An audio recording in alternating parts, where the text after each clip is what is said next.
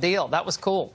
All right. So congrats on that, Sean. All right, have a great show. We'll see you tomorrow. All right, and good evening. I'm Laura Ingraham. This is the Ingraham Angle. We have a phenomenal show lined up tonight. We have breaking news on that 2016 Trump Tower meeting with supposed Russian agents, you know, the Veselnitskaya lawyer gal. So we'll talk to you about that. Plus, a stunning turn of events in the impeachment campaign against Rod Rosenstein by the House GOP.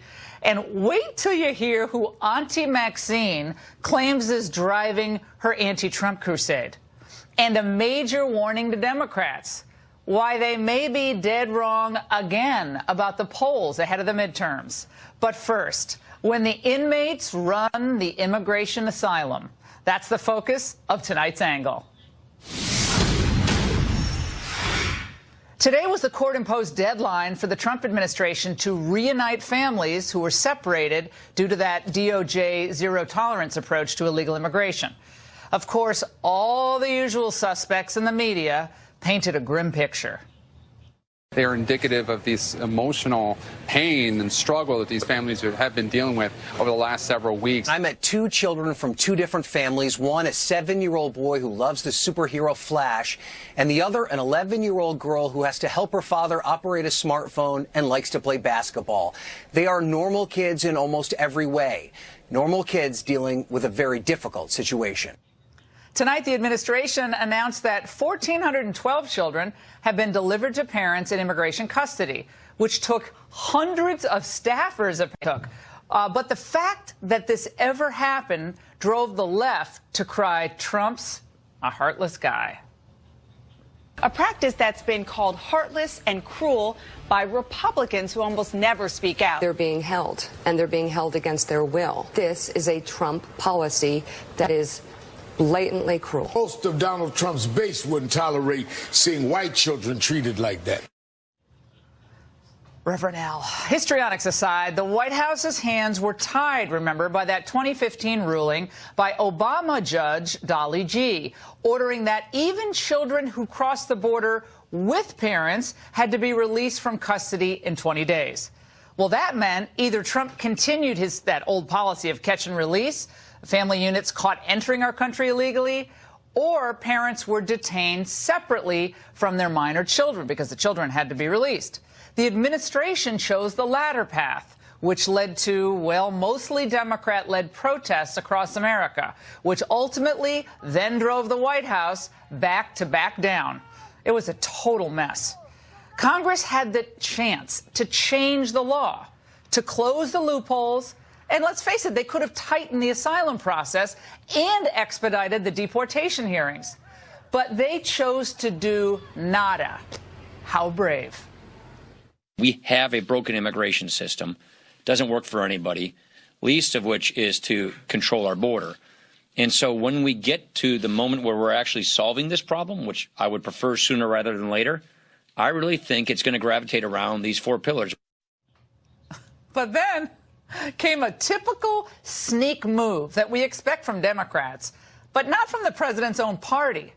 Before running to the airport today for their working August recess, the House held a sneaky voice vote on a Homeland Security appropriations bill that will only end up adding to our problems at the border.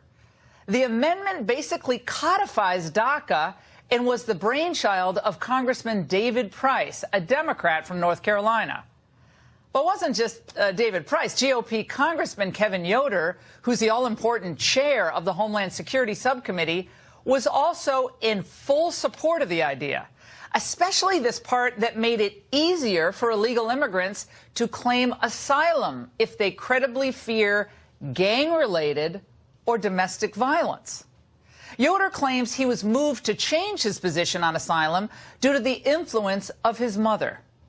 He said today, quote, "As a son of a social worker, I have great compassion for those victims of domestic violence anywhere, especially as it concerns those nations that turn a blind eye to crimes of domestic violence."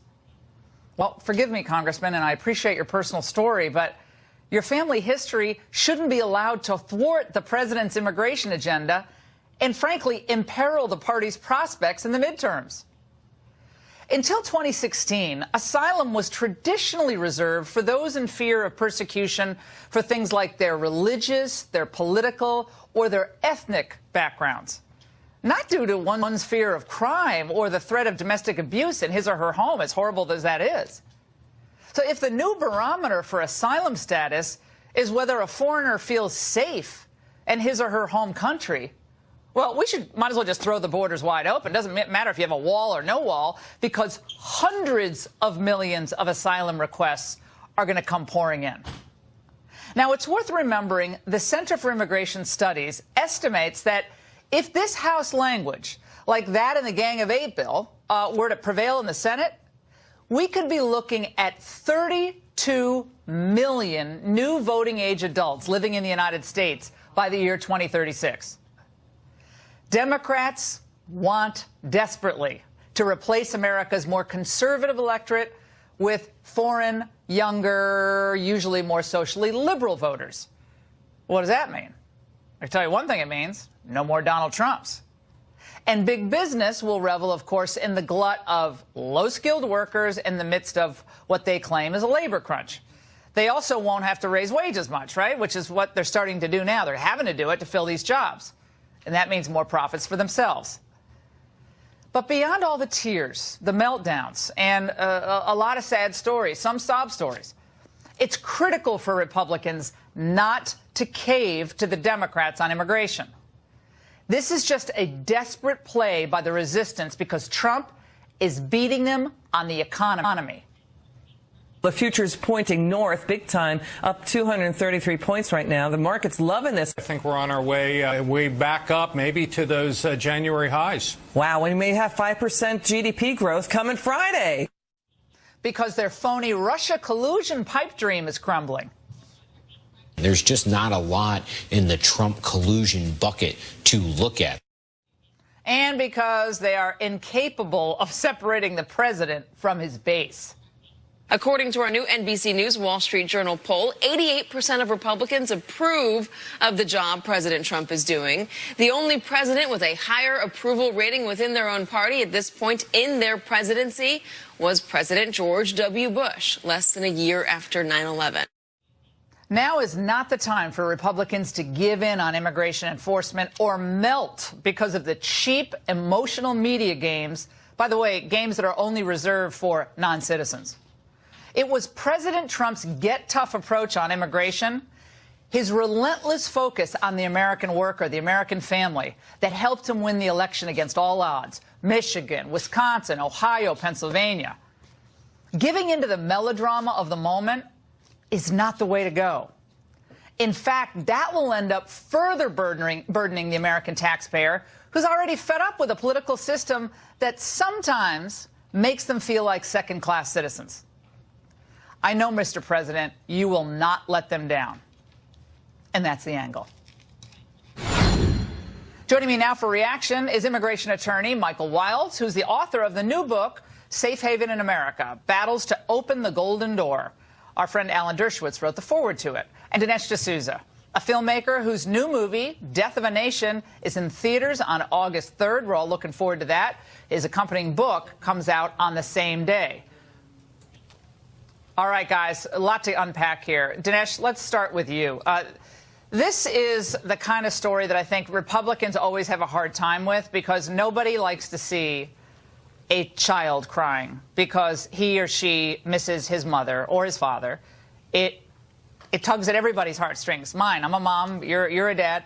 It's hard stuff to see.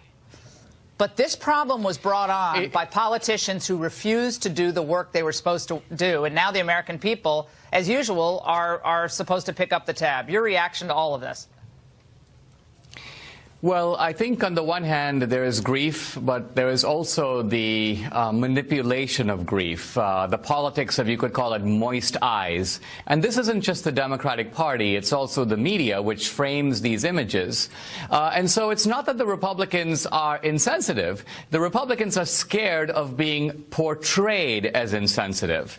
And the Democrats are using that charge, even though at heart they know it's fake. And what I mean by that at is that, look, we live in a Hobbesian world in which a lot of these problems, gang violence, domestic violence, these are epidemic, particularly, you know, the favelas in Brazil, the slums of Bombay, all over China. These are global problems. America has never taken the position that our doors are open worldwide to anybody who is suffering from these problems. We create very carefully carved out exceptions for example, political persecution, or as you said earlier, religious persecution. And that's it. But the Democrats are using the fact that they're able to dramatize these problems on our border to create a kind of emotional stampede. And then Republicans feel politically defensive, run for the exits in the kind of familiar invertebrate fashion. Well, you got this Kevin Yoder, congressman. I don't know him from Adam, but he brings the story of his mother was a social worker. Well, that's interesting, and I'm glad she was a social worker, but that has nothing to do with our U.S. immigration policy. And for some reason, like Donald Trump, I guess, had him on Air Force One last week. He's like, he's a great guy. He's giving me $5 billion for the wall. But $5 billion for the wall is not going to matter if we have tens of millions of people all across the country. We have 45 countries, Michael Wilds, where domestic abuse is generally not recognized as a crime. 45 countries. Kuwait, Saudi Arabia, Russia, Qatar, Haiti, goes on and on and on, where women do not get the same rights as women here in the United States and other developed countries against men who abuse them. So does that mean all of them can apply under Kevin Yoder's, David Price's new idea about asylum? That's madness. Thank you, Laura, for having me on. Forgive my personal attire. I'm running for mayor in New Jersey, and there was an event in my community. I came over here to join you. Look, I'm a law professor, and I'm adjunct at a law school. Political asylum is actually sacred law. And historically, domestic violence has not yielded itself for a long time as a basis for political asylum. There's this old battle cry between persecution and prosecution. If you're being persecuted, you apply for asylum at our door. If you're in fear of prosecution or you have issues with your home country, it's not America's business, and we have economic challenges for our own citizenry. So domestic violence has less of a case. But gang violence is a different predicate for asylum, because there you have countries that enable narcos and all the drug traffickers, and they take no action. And Muslim countries throughout the world where women are being abused in relationships where the government codifies it under Sharia law and so forth.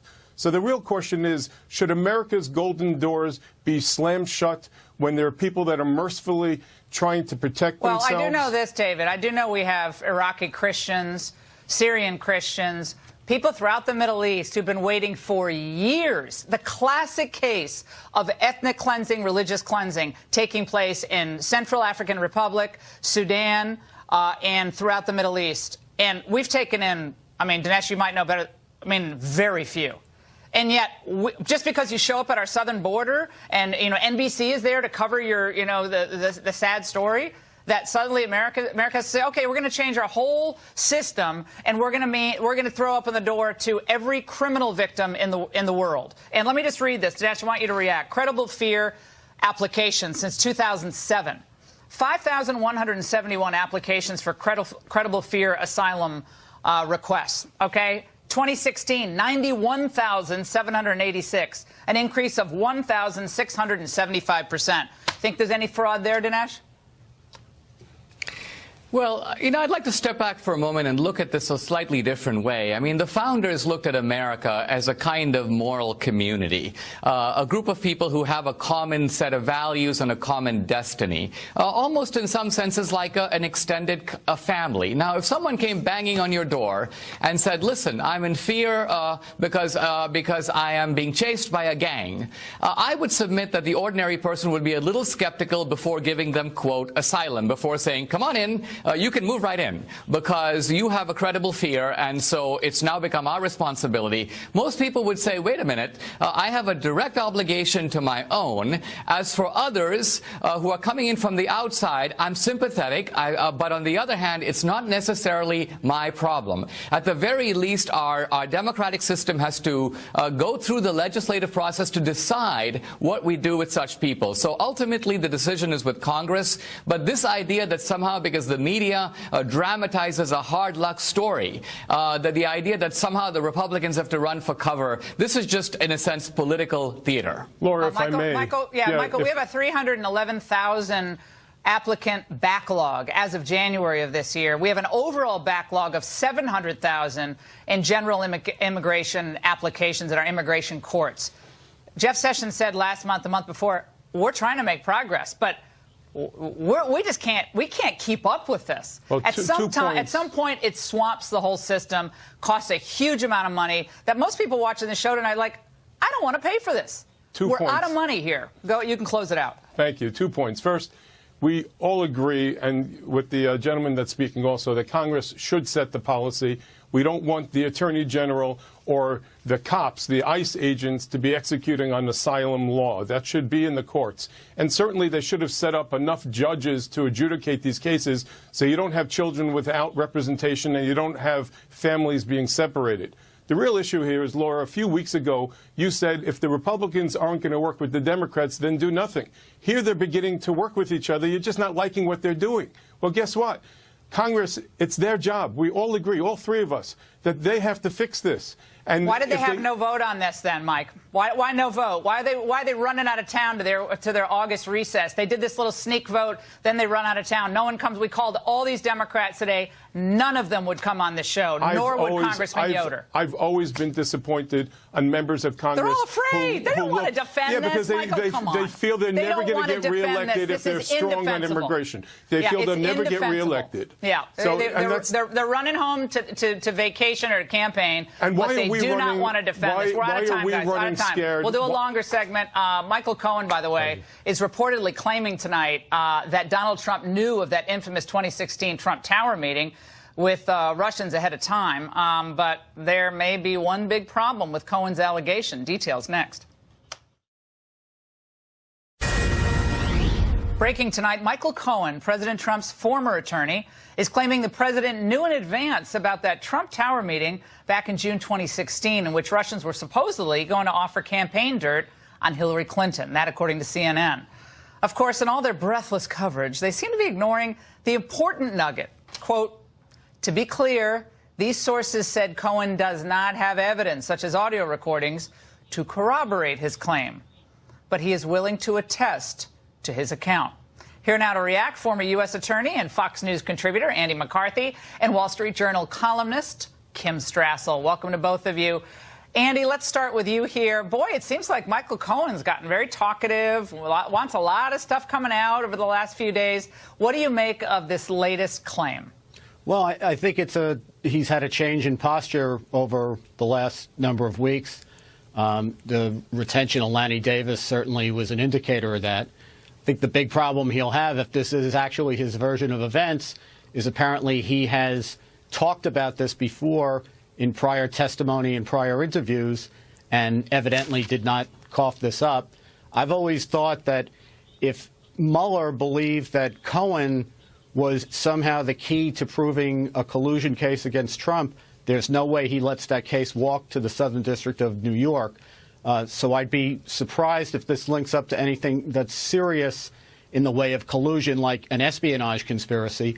But look, the Trump Tower meeting is bad. It's not collusion in the sense that they opened the investigation over. But Andy, hold on. No one's going to look good at this. Yeah, but Andy, as we talk about this, I think we forget Hillary Clinton paid for dirt that was assembled by the Russians in the form of the Steele dossier. So she actually went further than meeting with someone. Her people paid for it. They got dirt, and then it ended up making its way all the way through the U.S. government. Laura, so it's like a big deal. No, well, look, I don't think that it's bad if campaigns are turning to foreign governments for dirt. It's not collusion. It's not something that's impeachable. It's icky. But that's what this is. Kimberly, let's go to you on this. Rudy Giuliani was on CNN as this came out, and he had a comment about the veracity of Mr. Cohen. Let's watch. There's nobody that I know that knows him that hasn't warned me that if his back is up against the wall, he'll lie like crazy, because he's lied all his life. Wow, war of words. That seems like it probably only stoked Cohen to release more information. Well, just the kind of guy you want as a lawyer, right? But yeah. Look, I think the issue here is first you got to decide whether or not you believe the CNN reporting. And there has been a lot of breathless reporting out there that has turned out not to be correct. Then, even if it is correct, you have to decide if you believe Mr. Cohen now versus what, as Andy said, he might have said in the past, and whether or not there's any evidence, which apparently there is not, in which case this may come down to a case of he said versus 3 other he saids saying the opposite. But, I mean, what Andy said is true. It kind of looks icky, but I think the bigger point here is there a crime? Right. And it's obviously was not a crime for Trump Jr. to meet with this Russian national and find out what she had to talk about. It's also not a crime for Mr. Trump to have had prior knowledge of it either, Mr. Trump Sr., the president. The question is he ever under oath said that he didn't know? Was he in any situation where he might be viewed as having lied to federal law enforcement? I'm not really sure that's the case. So it's another potentially bad headline if it's true, but I'm not necessarily sure it's any legal jeopardy. Yeah, and Andy, this Veselnitska woman was there to push the Magnitsky Act. Like she was trying to get him to push Congress on that Magnitsky Act because of Russian adoption. I mean, the whole thing was nothing to do with Hillary. So it was a big scam, big play, and they were all. It sounds like they were all played in that meeting. Jared was bored. I think he got up and walked out, or Manafort walked out, and so it was a big nothing. But if this is where they are now, Andy, on this level, and we're going to get to the Twitter issue in a moment, what does this tell you about the state of the Mueller investigation? It seems to me that the Mueller investigation is winding down to a conclusion. That investigation or that indictment that they brought recently against the 12 Russians who are actually intelligence officers, I don't think that's the kind of thing that you should indict. But putting that aside, if you read the indictment and the logic of it, it kind of excludes the possibility that there could have been the kind of espionage conspiracy that everybody was so whipped up about that caused the investigation to start in the first place and led to Mueller's appointment. So if it is winding down, I sure hope it's winding down because it seems like it ought to. Yeah, this report out today that Mueller is looking through the president's tweets. Yeah, well, who thought he wasn't? Who thought he wasn't? I've been looking at them, too. Kim, have you been looking at them? I've been looking at them. I've been looking at them, too. But I got to play this for you guys, because Preet Bharara, of course, former U.S. Attorney, Southern District, Preet Bharara was on CNN today with Wolf Blitzer, and they were all excited about this tweet story. Let's watch. The tweets that he sends late at night and early in the morning, and often out of anger, I think go some way to showing what his state of mind was. And to prove obstruction. I'm quoting Giuliani now. If you're going to obstruct justice, you do it quietly and secretly, not in public. What do you make of that? Well, yes, what Rudy Giuliani says is the norm. This president likes to break norms, and maybe he likes to violate the law in a way that breaks norms as well. Kimberly. The cheerleading here is extraordinary, but we have been witnessing this now for going on 2 years. And as I just said, headline after headline saying, oh, definitely collusion, and then, oh, obstruction of justice, and really it will only be a few weeks now, and look what Mueller is looking at this point. And nothing has come of it so far, other than those indictments we've had related to charges that have nothing to do with either of those two central topics or anything that the press is actively pressing for. So, I mean, I agree with Andy. I would wish that if Mueller has decided that he has decided that Trump is not a target, that he's not going down the road, that even if he's still wrapping up his probe, that he'd feel he'd had a duty to tell the country that the president is no longer a target so that people can start to move on. Andy, Turley said earlier today that, you know, if this is where they are looking over tweets, then this is just like the dregs. Like this is, I mean, it's just ridiculous. I'm sorry. Now we're at tweets and what... You know, interviews. I mean, this is all public stuff. How are you obstructing an investigation with public comments? I'm not follling that. I guess it's possible, but I don't follow that. Yeah, but see, the whole thing, Laura, is preposterous because, you know, with due respect to Preet, to have state of mind or criminal state of mind is irrelevant unless you've done something that actually can amount to obstruction. The president cannot obstruct justice by taking lawful actions that are within his constitutional prerogatives, like pardoning people or weighing in on or firing Comey or weighing in on whether somebody should be prosecuted, which prosecutors across this country do every day. Or complaining that Jeff Sessions didn't recuse himself. Right. That's not obstructing. That's an opinion. No, it's I understand. Crazy. Yeah, I understand the style problem. Like, they don't like the way Trump goes about things, but you still got to kind of like prove the thing that's a crime before you start worrying about what somebody's state of mind was. Yeah, but a former U.S. attorney in New York like Preet Bharara should know better. I mean, I know he's on CNN, but you got to know better. You can't say that on television. Fantastic conversation, guys. Thanks so much. And I want everyone to stay there because we have some big breaking news out of North Korea we're going to bring you in just a matter of moments.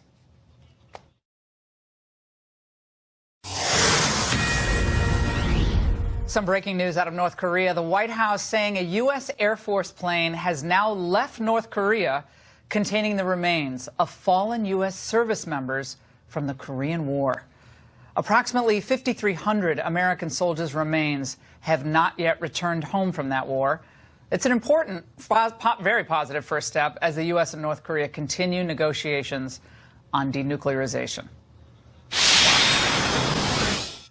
And in other news, Mad Maxine is at it again. She's moved on from calling for her acolytes to attack Trump officials wherever they are to now saying her opposition to all things Trump comes from a higher power. We never dreamed we would have someone in the White House who was divisive, who could not tell the truth, and who was intent on not making America great again, but taking America down. You gotta know that I'm here to do the work that I've been sent to do, and as Pastor said to me when I came in this morning, when God sends you to do something, you just do it. Her own version of the Crusades. Well, this latest language comes after Judicial Watch filed an ethics complaint against her, inciting violence against the Trump cabinet. Let's bring in that man behind the effort, Tom Fitton, president of Judicial Watch. Tom, I know you've been all over this call to declassify these FISA documents as well, but now you're onto the Maxine story. Now, is this kind of a publicity stunt for Judicial Watch, or is this a real thing? Yeah, I saw her call on people to get a crowd together if you see a cabinet member of the Trump team, if they're in department stores or restaurants or at gas stations, get a crowd together, push back, tell them they're not welcome. You know, that's kind of inciting a riot. And we filed an ethics complaint. It's really easy to figure out whether or not comments like that reflect credibly on the House, which is the rule. And, of course, they don't want to do anything about it. There was another member who said that maybe we should censure her. That's gone nowhere. How has that gone nowhere? Is it because she's kind of an icon to the left? She's protected in her own way, and she's elderly, and so you don't want to make her a bigger story? Is that the reason no one wants to move on censoring her? I mean, she was, without saying it explicitly, saying, you know, get him. I think it's fear-based decision-making by the Republican leadership. They're afraid. We want to hear the audio, and then we want to hear what you had to say. Let's watch. People do want to see us be stronger and more forceful and to confront them on these policies. You see anybody from that cabinet in a restaurant, in a department store, at a gasoline station, you get out and you create a crowd and you push back on them. They're going to absolutely harass them until they decide that they're going to tell the president, no, I can't hang with you. You know, I like how the NBC anchors just sit there like, they look like mannequins. They don't say anything. They're like, wait a second, Congressman, there's no pushback by these people on these other networks. Imagine if a conservative said that about other people. Harass public policy, public officials.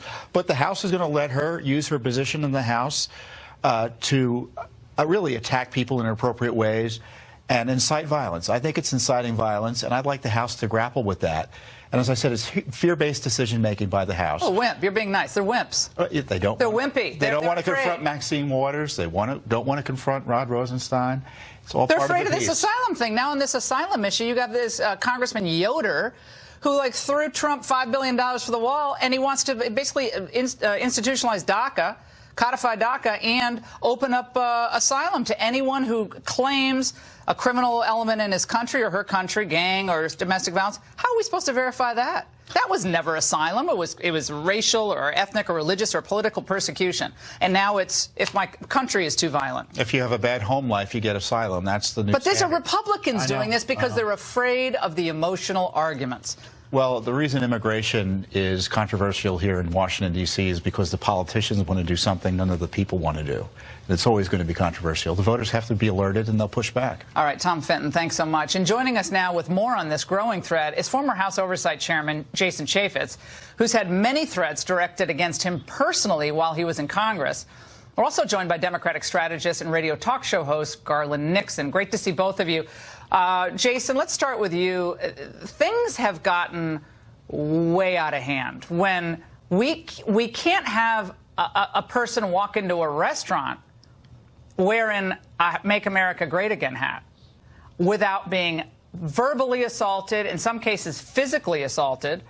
If you support the president in a high school, you're called a racist, hater, xenophobe. And so there's free speech, but there's not free speech. And I think there are a lot of people who are just afraid. And they should be. I mean, look, after the Gabby Giffords incident, after Steve Scalise was shot and almost killed, also, other members that were targeted because they were Republicans. Then you have House members on the Democratic side of the aisle, basically like Maxine Waters, inciting people to violence. I mean, this is the face of what the Democrats are putting up. It's the resistance movement. It's Antifa. It's targeted. It's aggressive. It's a scorched earth. And I got to tell you, I was on the receiving end of lots of it. My family was subjected to things that they should never be subjected to. Diane Black, just in the last few days, had somebody who was arrested for being aggressive against her. It's a very real threat, and people are going to get hurt. Garland, this is one of the types of calls, and I know Democrats get hate stuff, too. I'm not saying it's just Republicans. But since Trump, it's gotten worse. This is what Jason was subjected to. Let's listen. I suggest you prepare for the battle, motherfucker, in the apocalypse, because we're going to hunt you down, wrap a rope around your neck, and hang you from a lamppost, you worthless piece of dog. That's just... Garland, your reaction to the climate we're living in right now? Well, I think it's terrible, but it really isn't new. I mean, in fact, I had some friends for years that worked for John Conyers, and, I was aware of some very nasty calls that he got on a regular basis. So this isn't new, but I disagree with it. But let's not have a short memory. Let's not forget that President Trump, during the election, was inciting people at his rallies to beat people up and things. Yeah, that one comment. Right. Okay. That's all you guys have is that one punch him in the face comment. I am not here to defend anyone who is inciting violence because I disagree with it. But let's not like try to pretend that there's one party who's ever pushed this. Have you seen a concerted effort on the part of conservative activists to attack people in public places? Someone's eating with his child or her child or family, just having a quiet dinner, and shouting at them, screaming, demanding that they and rattling off prattling on about all these, these points. That's just not right. That's just wrong. Right, and I absolutely disagree with it. Conservatives aren't doing that. That's all left-wing resistant dingbat stuff. Right. I absolutely disagree with that because I'm a person who I'm a King-esque kind of person, so I believe in nonviolence. But let's not forget with Michelle Bachmann and the lock and load, this stuff is not new. There's been some dangerous rhetoric for many, many years, and hopefully both parties and both sides will learn to calm this down. It doesn't seem like that's happening, but I oppose it, and I think people from both sides of the aisle should step up to the plate and oppose this. Yeah, those are nice words, but I don't see Democrats who actually will call out Maxine Waters. If I do it as a Republican, then I'll get accused, of just being a partisan. But when she does that, I don't see a Democrat who ever stands up and says, you know what, that's wrong. And through all the campaign with all the Trump and the rhetoric, which is a different scenario when somebody's heckling the president, the candidate then in front of, tens of thousands of people, may not be excusable in your mind. But I went to Trump, Trump rallies are out there. I've been with, NRA rallies, and you don't see this kind of stuff. And I don't see the Democrats stepping up and taking some ownership and saying, you know what, folks, you got to tone it down. Well, Fight President on the Trump policy. said to beat people up, and he would pay the bills, and he would cover their. Time. So that yeah. right. Well, it wasn't smart to say, but it wasn't smart. But it was someone who was causing a huge ruckus just to get on camera. And it got the better of him in the moment. But this was not like a concerted effort by the candidate over a year and a half. No, I had Deborah Messing, of all people, called me out on Twitter saying that we should take him down. Now, what does that mean? When you want to go take some people down. Yes, I mean, it's unbelievable the number of celebrities that will also engage in taking them down. Using language. Look at the cover of the latest magazine. Essentially, I mean, cutting off Donald Trump's head and then mocking it with comedy. I mean, there's some really aggressive stuff. We can say this morning, noon, and night, but if conservatives spoke like they do on a regular basis, physically approached people like they do on a regular basis, they would be holding candlelight vigils, okay? The left, they just melt on stuff like this, but they can do it. Maxine Waters can say these things with complete and utter impunity.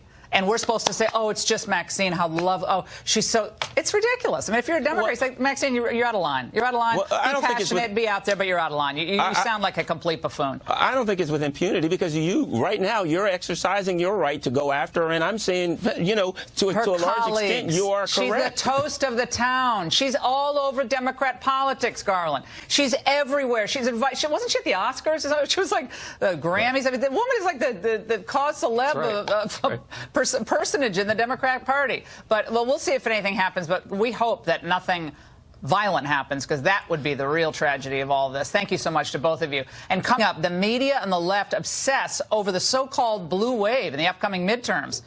But they could be making a miscalculation of epic proportions. We'll tell you why. Up next. Well, the left is very giddy about the prospect of a blue wave in November. And they're devouring any little tidbit of information that helps confirm that narrative. Well, case in point, a new NBC Marist poll indicating sagging approval for President Trump in Michigan, Wisconsin, and Minnesota. His critics couldn't get enough of it. Look at his approval rating in those states right now in these new NBC Marist polls. 36%, 36%, 38%. That's bad news for Republicans. Donald Trump is now getting crushed in polling in Michigan and Wisconsin, which is part of why he offered a partial surrender today in his tariff war with Europe. The president has no coattails, and you used the right word, devastating. They are in trouble right in the president's base. But the Democrats could be in for a rude awakening come November. Joining us now, someone with a warning to those folks, Democratic pollster Mark Penn, along with Tom Bevan, the publisher of Real Clear Politics. Gentlemen, great to see you tonight. Mark, let's start with you. It's commonly thought that most pollsters were wrong before the last election. However, on the popular vote, they were pretty close, were they not, with Hillary Clinton, 2%, 3%? Absolutely. But they missed it in key states like Michigan, Pennsylvania, Ohio, which are kind of the whole shooting match. But nevertheless, I mean, when I saw them go, they were going total frothy on that, on the Minnesota, Wisconsin, Michigan deal. What do we think now? Well, in 2016, the only person to actually call the Electoral College right was Kellyanne Conway, who was laughed off the set as she correctly predicted it. So my point about these polls is what happened in the election was the analysis was bad. And what I see now is the questions are bad. They're usually slanted anti-Trump questions, so they don't see the narrative here, which, look, this is a divided country. It's close. I think there is a blue edge, but it's way too early to say there's a blue wave, and you have to be very careful because these polls very rarely put the Trump messaging in for testing. They don't ask about sanctuary cities. They don't ask about using tariff as a wedge. They ask easy layup questions designed to prove the points they're making. Yeah, Tom, the questions are things like, do you support ripping babies out of the arms of mothers after they've crossed the border? And of course, no one's going to say, yes, I favor that. But if you ask the question this way, should people be able to cross our border illegally and then get various benefits for having done so? And they'll say, what? No, we don't want that. What of this, and where are we right now? Yeah, look, I think Mark makes a great point in that it's also the numbers, but it's also the framing. Let me just give you an example. That NBC News Wall Street Journal poll that came out after the Helsinki summit, and voters disapproved of that, and that was the headline. But the actual story, the real headline, was that Trump's approval rating had reached an all-time high for his presidency, 45%. It had actually ticked up. And so the framing around that was all negative, despite the fact there was some good news for Trump in there. Also, in the last week or two, the Democratic lead advantage in the generic ballot has ticked actually in favor of Republicans by about a point. So, but I also agree with Mark. The problem in 2016 was not the polls, it was the pundits. And if you would have thought that if we, the journalist pundit class, had learned anything from 2016, it would be not to overinterpret, not to jump to conclusions. Again, there's still 3 months left before the election, and there's still the other thing is that the economy is doing pretty well, and Trump gets good marks on the economy, over 50% at most polls, job approval rating on the economy, and it's the #1 issue for voters. That's still key. And by the way, everyone focuses, Mark, on the approval rating. It's not over 50. It should be over 50. Okay, fine. But he won the presidency with an approval rating of 36%. So could it be that they're not wild about some of this stuff he does personally, but they like the results he gets for the American worker? Could that be maybe where we end up if he ends up having a positive effect in some of these races? Well, his personal rating in the Harvard Capps Harris poll we're just coming out with is 41. But his approval on the economy and on terrorism is around 55. Wow. And so our voters are going to focus on what's going on with the economy or on what he does personally. That's always been the big question in Trump. Clearly on Election Day, they focused a lot more on the issues. We don't know what's going to happen this time.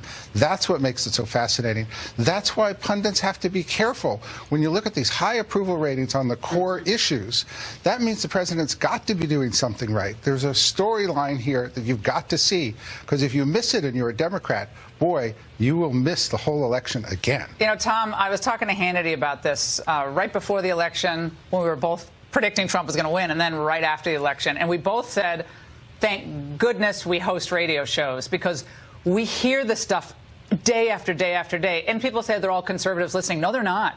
It's a really interesting cross-section of the country, and I know liberals will laugh if they're watching this. Listen, and you'll learn every now and then. Just listen. But people were saying, you know, we don't care about this Billy Bush type. You know, we don't care about this Stormy Daniels. We don't care, but they thought he might be kind of a bully, but he's our bully. And we're tired of being bullied by the experts and the consultants and the corrupt class.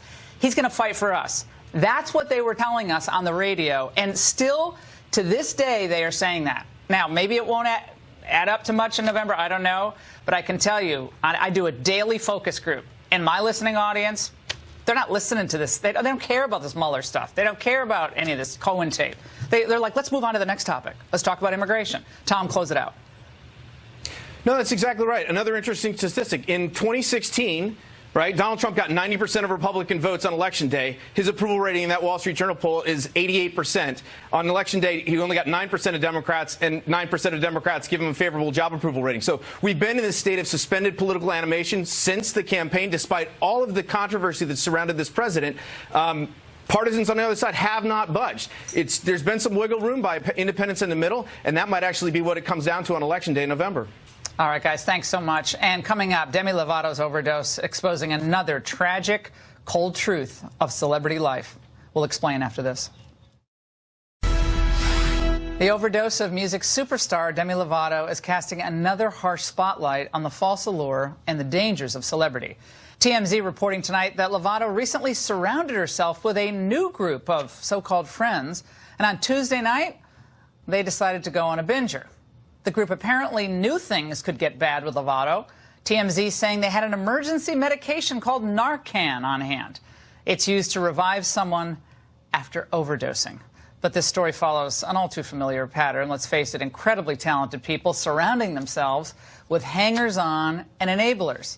And often this ends in tragedy. Joining us now to analyze is drug counselor Sonia Vaitsman. Sonia, I mean, we've had so many instances of people with immense talent who weren't found alive, you know, from Belushi to, you know, of course, Prince, and the list goes on and on and on, going back decades and decades.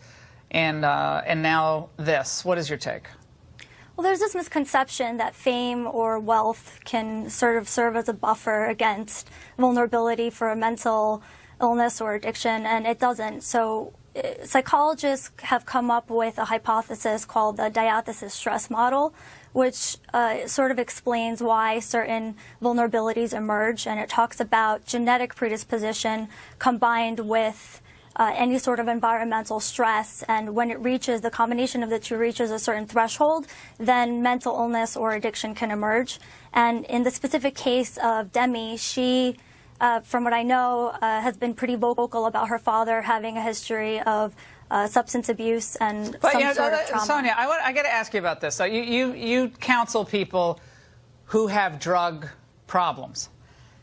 When you have a drug problem, and she's been very vocal about her own problems. She said, talked about her problems going back to 19 years of age, okay? I was going to an airport. I had a Sprite bottle filled with vodka, and it was just 9 in the morning. She said she was throwing up in her car. She said she was about to get on a plane to L.A., to the sober living house that she was staying at, and then she said, I had all the help in the world, but I didn't want it. And then the story, of course, about her friends out there partying with her with the Narcan. I mean, so they know that she is vulnerable, and presumably they're not totally dumb people, although they sound pretty dumb. They know she could end up dead. Right. And this is who she's hanging out with. And so I don't know, her family has already tried to intervene unsuccessfully, but who are these friends? Who are they? Well, part of managing drug addiction is certainly avoiding triggers. So people that abuse and people that would be a bad influence, or people that are also under the influence of some sort of substance and don't have good judgment.